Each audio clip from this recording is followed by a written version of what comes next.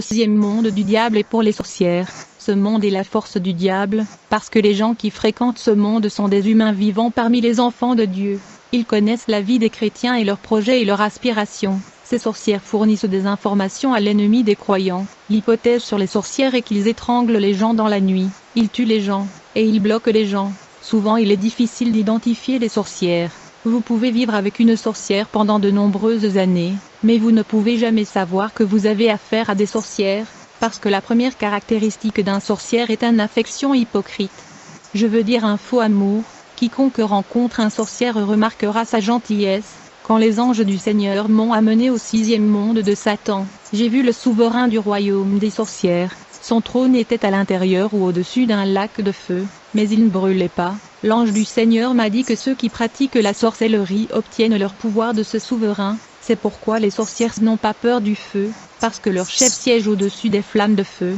Les sorcières entrent dans l'église même quand les gens appellent le feu de Dieu pour descendre. Ils entrent alors que les démons s'enfuient. Vous pouvez même les entendre appeler le feu.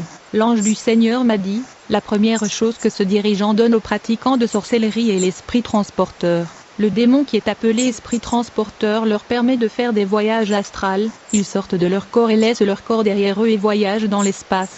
Quand une sorcière quitte son corps, il ne sort pas de la maison par la porte ou les fenêtres, mais il placera son visage à l'intérieur du mur de la maison puis s'envolera dans l'espace. L'ange de Dieu m'a dit, il faut noter que quand un sorcière vole dans l'espace, l'esprit téléporteur ou transporteur lui permettent de voir au-delà des murs et de toits de toutes les maisons qu'il survole, sauf celles de chrétiens nés de nouveau et ceux craignent Dieu. Grâce à cet esprit transporteur, le mur et les toits des maisons deviennent transparents. Donc quand les sorcières volent dans l'espace, ils peuvent voir tout ce qui se passe dans toutes les maisons. Ils peuvent voir les gens couchés dans leur lit. Ils peuvent contempler ceux qui ont des rapports sexuels dans leur chambre.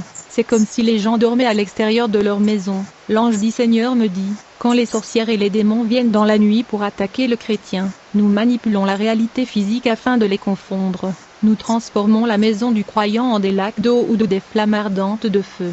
Donc ils ne peuvent rien faire et ils partent dans la confusion. C'est pourquoi quand ils viennent dans la journée pour vérifier, au lieu de voir le lac d'eau ils voient que tout normal et ils sont plus dans la confusion. Ils ne peuvent pas vous voir dans la nuit. C'est pourquoi ils viennent vérifier dans la journée. Le second pouvoir donné aux pratiquants de la sorcellerie est la capacité de porter un faux visage et une fausse identité afin de cacher leur véritable identité.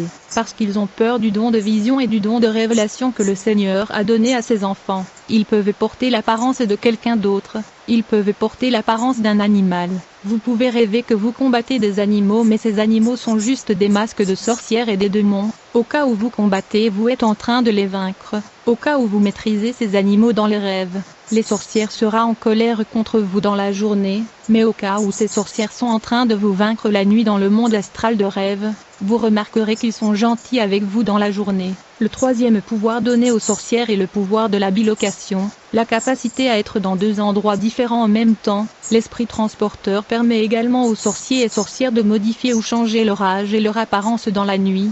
Un enfant dans la journée peut devenir adulte la nuit, il va se marier et même avoir des enfants. Il y a des enfants sorcières mais qui deviennent des adultes la nuit, et ils occupent des grandes places dans le monde des sorcières. Ces enfants ont la caractéristique des adultes dans la journée. Ils ne respectent personne, et ils ne craignent personne, parce qu'ils sont des grandes personnes dans la nuit, mais leur santé est médiocre la journée. Il y a aussi des personnes âgées sorciers qui se transforment en jeunes gens la nuit. L'autre capacité donnée aux sorcières est la communication par les mains et les doigts. Chaque fois que les gens parlent de leur ambition et de leur aspiration, ces sorcières commenceront à toucher leurs doigts, comme s'ils étaient mal à l'aise. Ils peuvent enregistrer votre conversation avec eux, et même vous connecter à leur royaume. Lorsque les sorcières se rencontrent pour la première fois, ils se reconnaissent. Quand une nouvelle sorcière aménage dans votre quartier, il serait reçu par les sorcières de votre rue et de votre quartier, et il rejoindra la confrérie de votre région dans la nuit. En fait, il y a une administration parallèle des sorcières dans la nuit, régnant sur chaque ville et pays du monde. Il y a des sorcières qui sont pauvres dans la journée, mais elles sont élevées en autorité dans la nuit, et ils sont riches. Pendant le voyage astral, il y a des lois que les sorcières doivent regarder afin d'éviter toute perturbation dans leur déplacement. Elles ne sont pas supposées toucher ou voler des biens physiques. Ils ne sont pas censés être hors du corps au-delà de la lumière du jour, sinon l'esprit transporteur fera en sorte que leur corps qui est laissé dans leur chambre puisse rejoindre leur esprit qui est hors de leur corps. Par conséquent ils tomberont. C'est pourquoi nous entendons des histoires des sorcières qui tombent. C'est parce que leur corps qui a été laissé dans leur chambre a rejoint et s'est réuni avec leur âme qui était hors de leur corps. L'ange du Seigneur m'a informé qu'il y a 4 départements dans le monde spirituel de la sorcellerie. Le premier département du monde de la sorcellerie est celui de mécanicien. Vous pouvez vous demander quelle est l'importance de la mécanique dans le monde astral. Dans le monde des sorcières, il y a des avions et des véhicules. Mais les avions de sorcières sont différents des avions que nous avons dans le monde physique. Surtout en termes de vitesse.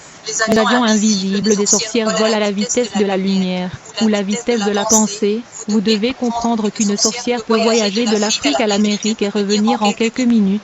En fait, les sorcières internationales voyagent partout dans le monde pour ensorceler et lancer des sorts sur les gens. C'est pourquoi ils ont besoin des avions et des engins volants. Mais les avions du monde astral et les voitures des sorcières voyagent en utilisant une trajectoire spécifique et établie, et ils sont guidés vers leur destination par les étoiles.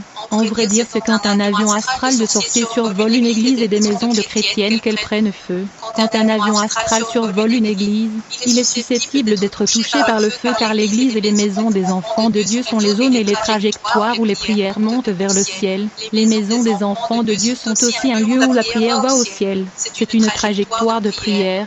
Quand un avion mystique de sorciers survole ces trajectoires de prière, ils sont souvent bombardés par le feu et il y a crash. Certains de cet avion sont détruits par les anges gardiens gardant les enfants de Dieu.